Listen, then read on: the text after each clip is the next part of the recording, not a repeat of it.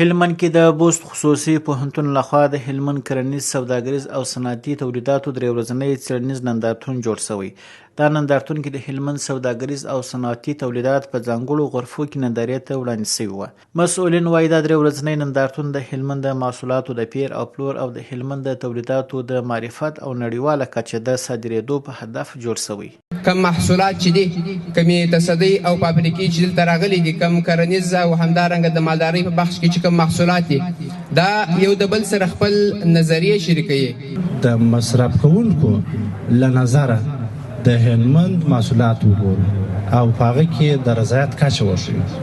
کله چې دغه نندارتون درې ورځنی نندارتون پای ته ورسېدی، موږ د دغه پوښتنلیکونه تحلیل کوو.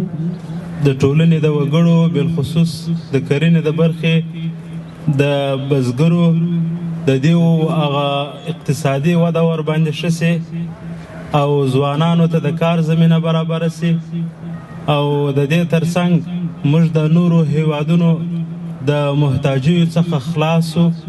هلمند کې د سوداګرۍ خونې مسؤلین او سوداګر دا نندارتون د سوداګرۍ د ودې او پراختیا او د هلمندي تولیداتو د پیر او پلور لپاره خورا مهم بولي او له اسلامي امارت نه غواړي چې د صنعت برخې ته ډیره پاملرنه وکړي. د افغانستان اسلامي امارت په راتګ سره زموږ صنعت مخ په وده کې دی او زموږ صنعتي فابریکو ډیر وده کړې ده او خصوصا په هلمند ولایت کې تقریبا 108 دانې فابریکې په فعالیت پیل کړی دي.